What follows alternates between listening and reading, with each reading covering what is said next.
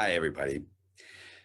Welcome and thank you for being with us this evening. We're going to show you Midnight Sky, the cast and crew, and we're all here and we're all very proud of it.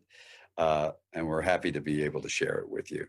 If you stay tuned afterwards, I get the very great pleasure of sitting down with Cate Blanchett and talking about the film. I'm not really sitting down with her. She's in London and I'm in LA. And so, you know, like this year, it's all a little nutty, but hope you enjoy the film. Hi, everybody. I'm Cate, and I hope that you all enjoyed the film as much as I did. And I'm very excited to introduce our special guest that probably very few of you will know. Is an actor who hasn't worked quite a number of years. He's I think he's got early onset dementia.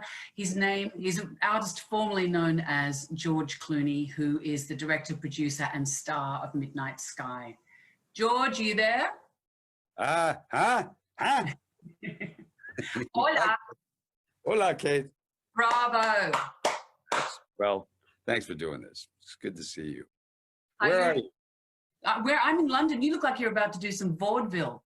I am. I'm going to do, actually, it's a puppet show that we do here. Puppet show, great. Well, you need to be ready. 3-year-old, you know, nothing I do is interesting anymore. Are you in London? I am. And you're in Los Angeles? Has it kind of broken off from the rest of the States yet? It's trying. We're doing our best. We had a little earthquake a couple of months ago. We're almost there. Yeah. And then we'll just paddle to Hawaii. Good work. Or onto Australia. I hear they're making movies there at the moment. Oh, they are? They're working there. Well, they are. They're not. Look, I absolutely love this film. I was so ambushed by it. I watched it with 3 generations because my mother has moved in with us. Right. The joy, an actual joy. Yeah. And I watched it with my 2 of my sons and my grandmother, my husband. And it was just so, I found it, for a film that's so moving, and, you know, obviously as a parent, and we can talk about that later, and just watching the reactions of everybody and being on this raft together, I found it so psychologically rich, but so emotional. But I am actually going to start with a really shallow question. The beard. Did you like it? Oh, it was magnificent. It was on, I got it on rent from David Letterman. And, yeah, I had to give it back. You know, that was a whole summer growing that thing, and my kids loved it because, you know, whenever they wanted my attention, they would literally grab it and yank my head around and yank my head back. But yeah, it took a little while to grow it out, and then shape it. How long did it take you to grow out? It took 4 months. Yeah. And then a nanosecond to shave off. Oh, and the funniest thing, you know, I shot everything and I was editing while I would shoot because I was, even then, this is before pre-pandemic, but I was fairly sure we weren't going to get a chance to come back and reshoot stuff. So I wanted to make sure I had everything all along. So the day I finished, which was for the Christmas vacation, we started in October. We shot all my stuff first. So the day we finished, I went in and I shaved the whole thing off. No chance of a reshoot. No, I was like, get this thing off of me because it had begun to have a life of its own, and it was the least. There's a lot of critters in there. There was all kinds of there was some of my children left their toys there, you know. That kind of thing. I remember I was in a production of Uncle Vanya with Hugo Weaving, who was also, I mean, he's your rival in the most hirsute man on screen. And I fell so in love, he played Astrop, I fell so in love with his beard that we had, after the 3rd tour of the play, we had a ritual shaving. It was all, we were all clothed, it was, you know, it was PG shaving. Sure. And I said, I just want to keep the beard. And then we moved house and I put it in this little Ziploc bag. But I was so upset. I moved house and I unpacked everything. Oh, Hugo's beard's here somewhere. And it shrinks. Your beard shrinks, yes. It turns to dust. Did you keep? I gave it to the makeup and hair department, and I shaved it off so that it all stayed in one piece. And then I put it on some stickum so it would stay there in case for some reason there was a reason to go back. I didn't want to have to do one of those bad fake pirate beards. But I kept the one from Syriana in a thing for a while, and it literally turns to, it becomes one of the, you know, funkiest things your housekeeper could ever find. But it shrinks. I'm sure your other one shrunk as well. funny that you mentioned that, because there is kind of a parallel, a strange parallel between the roles. They're like distant, non-kissing cousins, you know. And Yeah. I thought about you being just slightly older from when you did Syriana. I mean, they're both isolated and remote, and having this really strong desire to connect. But this character that you created in Augustine, there's something so obviously physically fragile about him, but there's not a skerrick of the curmudgeon in him. Yeah. Well, you have an advantage. When I did ER, I played a pediatrician on the show. And so I worked with, just hundreds of kid actors, so I sort of had some understanding of it. But on the show, I was like a womanizer and a drunk and all these things. And I could do all of those things. I didn't have to sort of wink that I was a good guy, because I would always, at the end of the day, save the kid, and so people would go, he's a good guy. So you could get away with kind of anything. So when I read the script, I thought, the fun part about this part is that you don't have to sort of make him in any way likable necessarily. You don't have to, you can be sort of really ticked off about the situation or lost without having to bring in any of that energy, because all along you're also protecting this young girl, Kaylin. I know. I think it's part of. I mean, I found it moving on a lot of levels, but I think part of it is, in the apocalyptic sort of genre that that we know and love, particularly now in the pandemic. Films that make you Everything's apocalyptic now, isn't it? Well, yeah, I know. It's so possible. We're in it. We don't have to imagine what that would be. I mean, 2049 is the predictions, the scientific predictions of where we're going to be. It's a documentary. It is. It started out as when we first started, I talked to Netflix and I said, look, I think we have to talk about the idea that in the world, as we see all of this anger and hatred, not just in the United States, but this divisiveness all around the world. In England, you have it, and certainly in go down the list, And I said, if you play this out, it's not inconceivable. It's not a science fiction that we can destroy ourselves by 2049. That's not an inconceivable thing at all, And so that was sort of my pitch. And then the pandemic hit after we wrapped, and it sort of changed exactly what we were, in a way. Then it became much more about our inability to communicate, our inability to touch and to be near one another, and that loss. And it's funny how real that became, and how we suddenly understand this lack of being near one another, and our need to do that. I know. I think that's part of what I found really moving about it, was that it's in the DNA of the story, is that it's that selfless act. Because I think that that's what the pandemic's revealing to all of us, is that, you see the best and worst of us. And that's in a way what the film really, I think it's what makes the film so strong, is that it doesn't focus on the apocalypse itself. Like we're living it. We're on a surfboard, riding that tsunami right now. But so what it deals on is it deals with the kind of the desire to. There's no hope in it, but yet it's a really strangely hopeful. Well, because of that act of selflessness. Well, there is an act that the idea was, if you stopped it just before the end, it's a film about regret.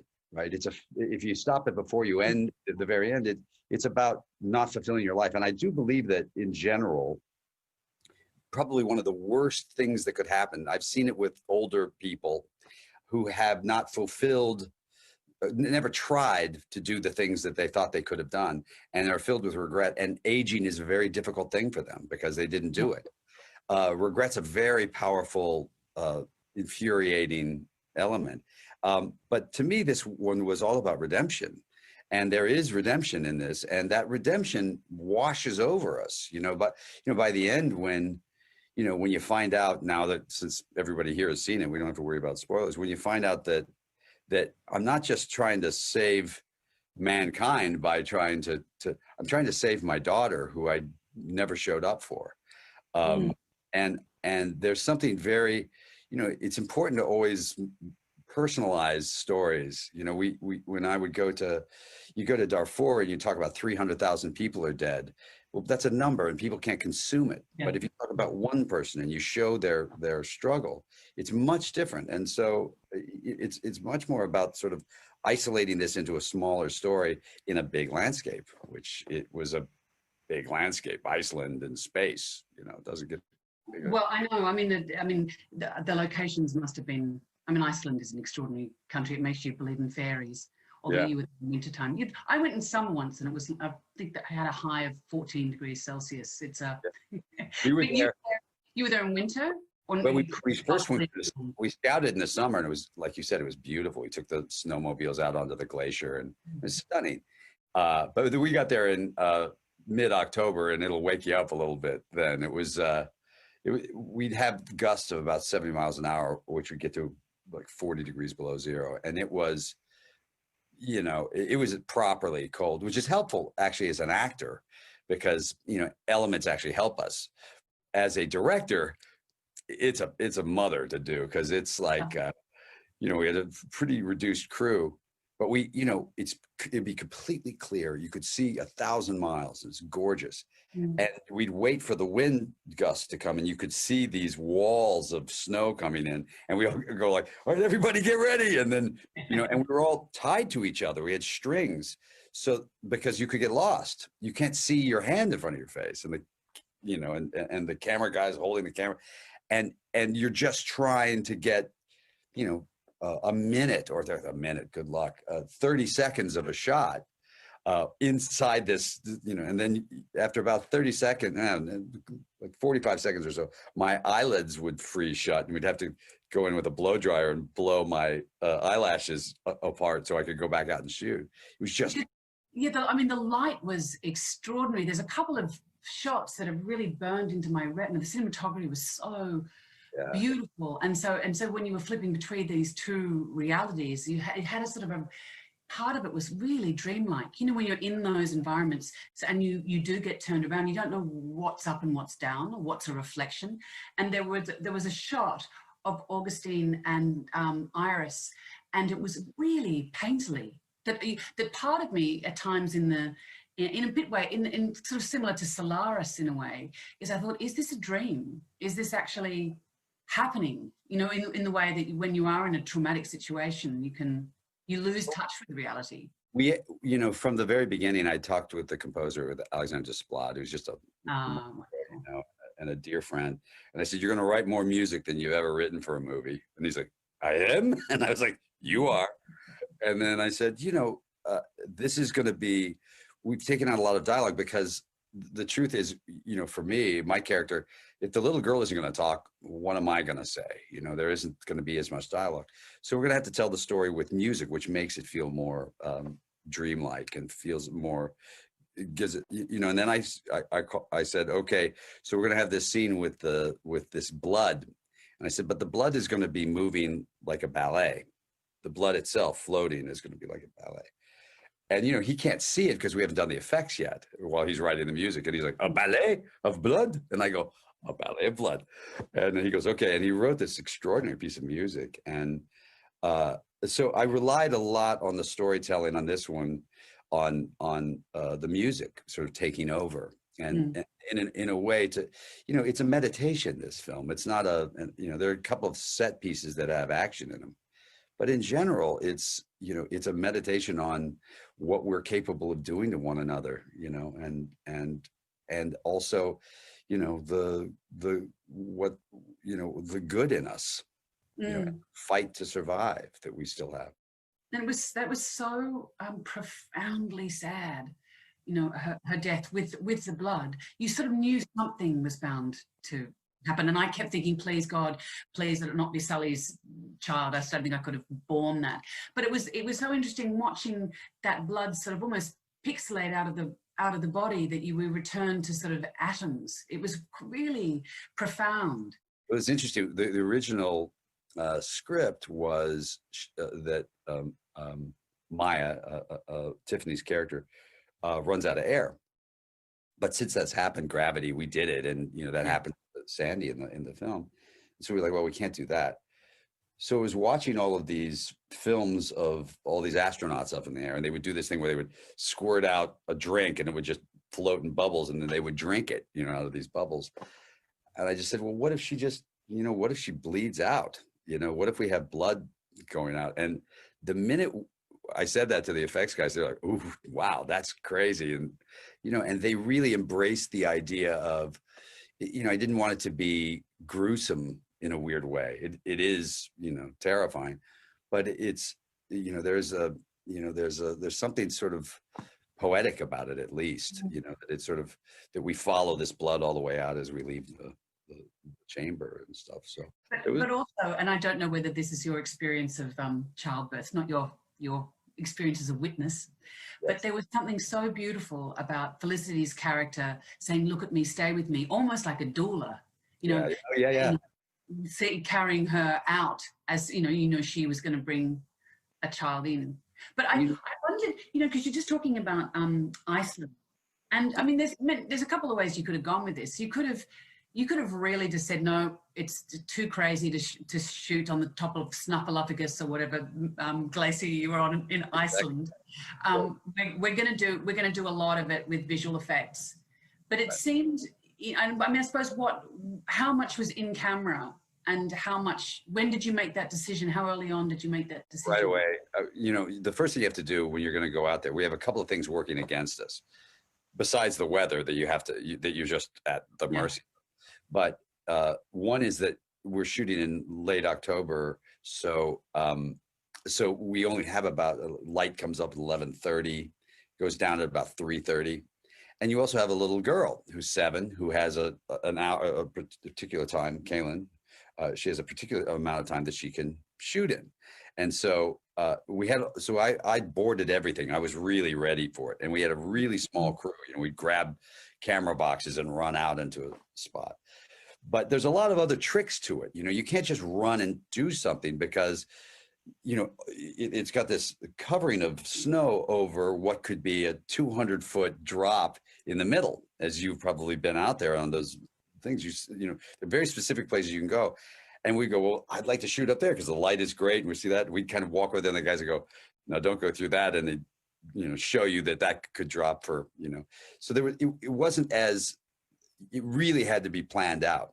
You know, we really, then we relied on the wind, because the wind did everything for us. The wind gave us the snow, you know, because it really wasn't a snowstorm. It's just wind blowing the snow that made it, you know, that blocked out everything and made it all white. And so you were wait for it. At the times we had ritters out there in the middle of, you know, nowhere. It's like, that's going to help, you know.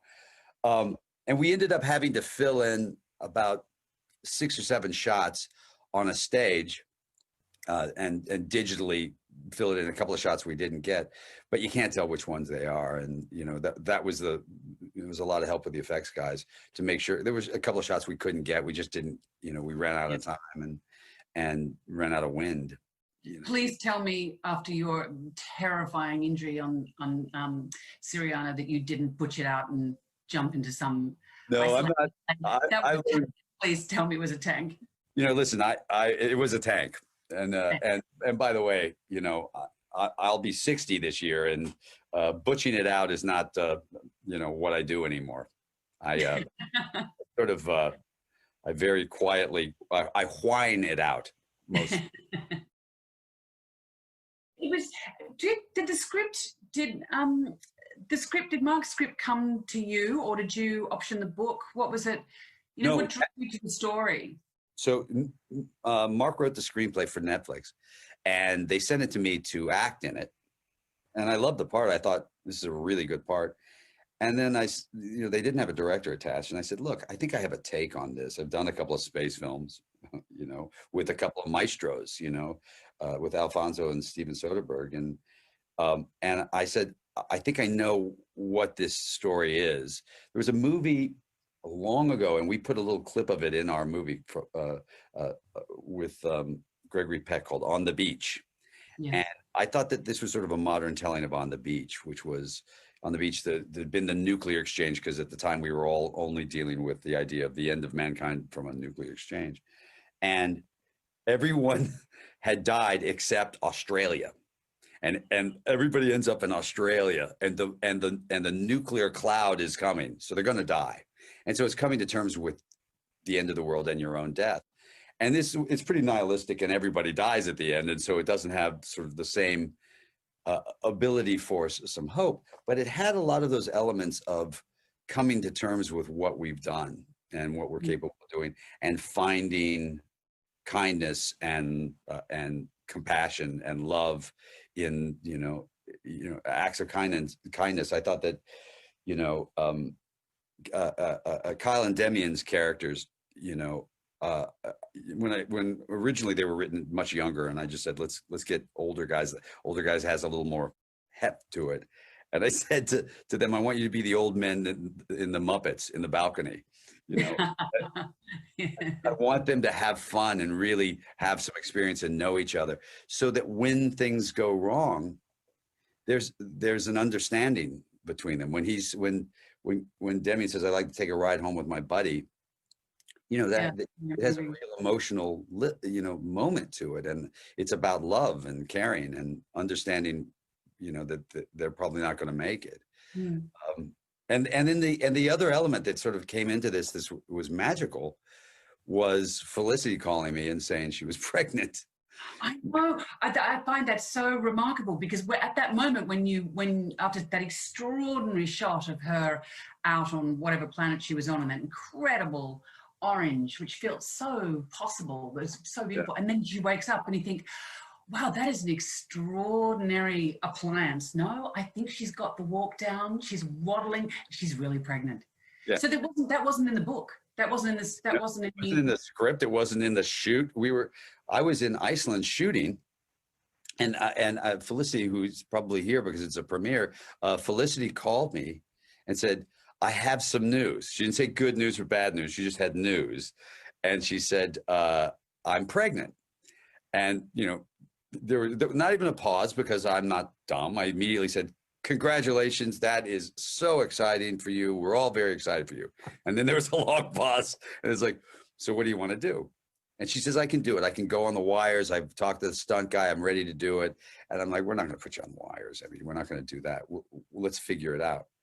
So our first step was we tried to shoot it without acknowledging it. We tried to do head replacements and shoot around it, and and all of that. We did that for a couple of days, and I don't know if you've ever done those kind of shoots, but they really do take the energy out of the room and take the energy out of the actors.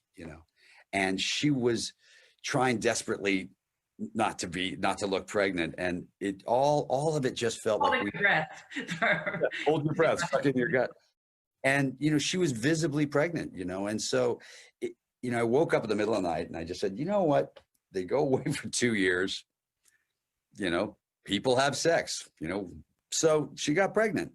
And once we decided that she was pregnant and leaned into it and said, okay, well, if she's pregnant, then we can have the guys trying to name her. We can build this we built this ultrasound machine in a day. It was I can't remember what it was, but went to Jim Bissell, the production designer. I said, I need something that we could fake as an ultrasound machine, and we quickly put together a scene for her and for she and Tiffany to do this sort of beautiful scene where she holds her hand. And the reason we loved that scene suddenly was because they're listening for anything, any sign of life. That's all they're waiting for, is any sign of life. And finally, the only sign of life they have is from Felicity. And it just felt sort of beautiful. And it led to the ending, which now feels like it should have always been there, which is. So was that ending, how, before, because this is the remarkable thing about this, you embracing this, what became an extraordinary opportunity, is it just, I cannot imagine the film without it. I can't either now. It just gave profound resonance to what was going on between you, your character, and Iris, and on Earth.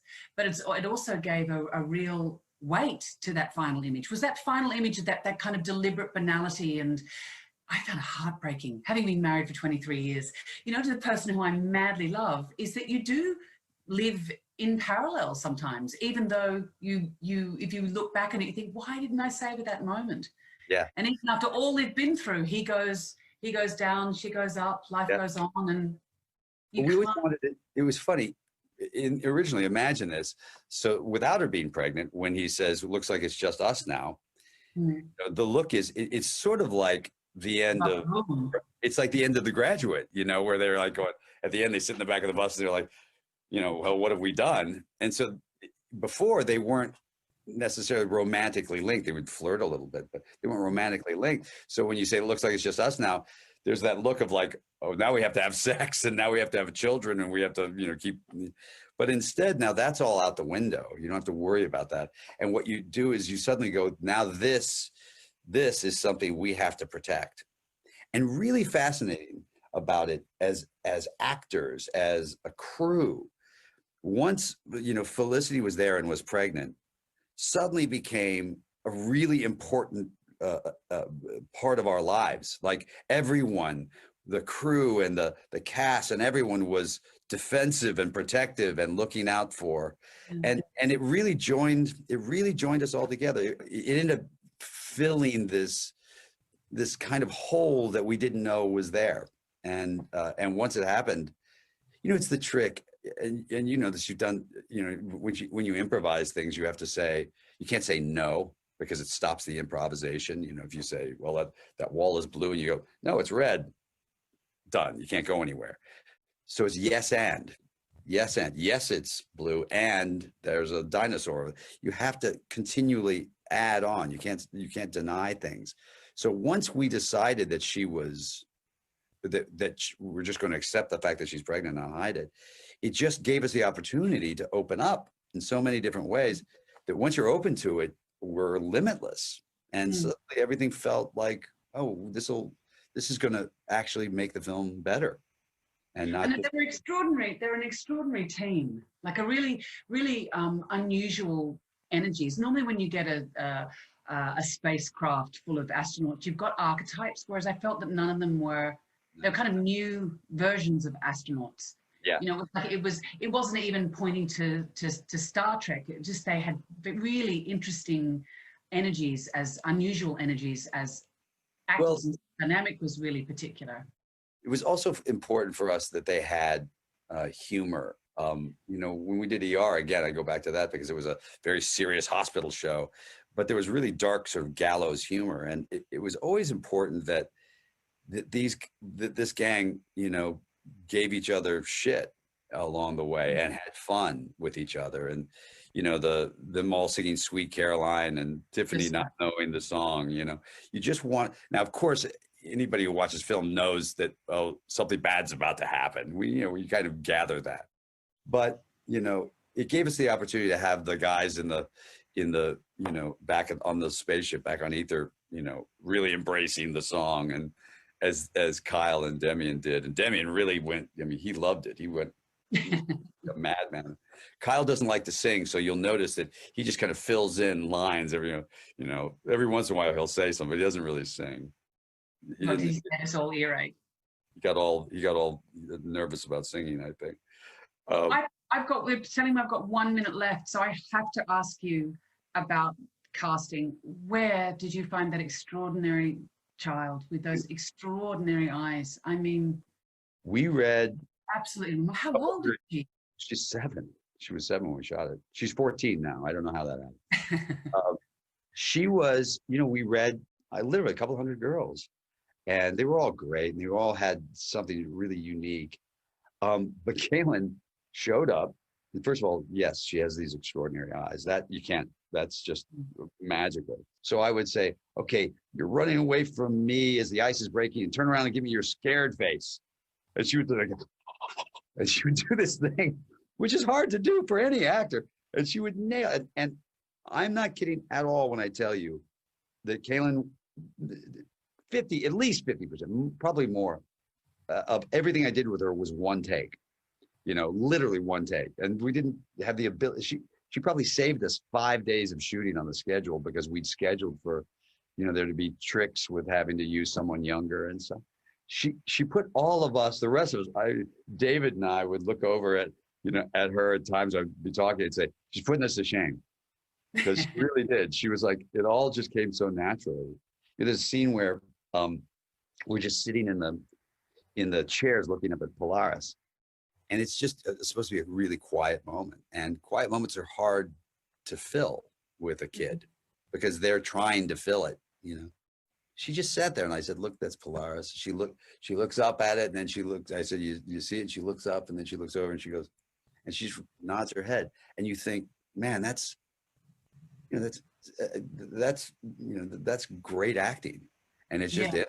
So we were really lucky that we found her along the way, because she's. But there were so many beautiful moments, you know, with the peas and the, you know, having to sleep in the same room, and you could tell that you'd lived that experience.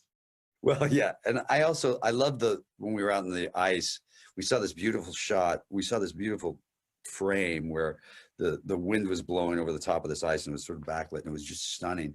And I go, let's go dig a hole over there and get in it, get inside the thing, and, you know, pull her down in it. And she's in there just digging away, you know, at the snow, trying to do it. And, you know, she was, you know, she's a little Irish girl. She's tough. She, you know, she's out in very, very cold, hard winds, and she could hang. It was, you know, but everybody to a T, you know, I know we have to finish up. Everybody to a T came to this with exactly the right attitude, which is that, you know, we're all in this together, and we're gonna work it out. Everybody had great ideas that made the film better, which is always nice. You know, the people who were involved, you know, from cinematography to production design, everybody, I just said, you know, give me your best. And they did. You know, the visual effects guys were doing stuff they'd never done before. And the space stuff, you know, the space stuff was interesting because I looked at all these space films, and Alfonso arguably did the best sort of physical version of that with Gravity, you know, in terms of, you know, going outside. So when we were out of Gravity, I kept saying, why is that so good? And it was because Alfonso, there is no north or south in space, because there is no north or south. You're constantly moving. So the idea was to keep the camera rotating like he did, but not so much that you make everybody throw up, you know, which is it is a trick, you know. And so you're constantly battling these, you know, these demons along the way. But everybody came into it. Martin, the cinematographer, really had a beautiful plan, and we worked on it for a long time. And you know, I have to say, it was nothing but a pleasure to do. You know, it was fun, except for the theory. Real pleasure to watch. A real pleasure to watch. You know, for a film about the apocalypse, it's really uplifting and very funny. Exactly.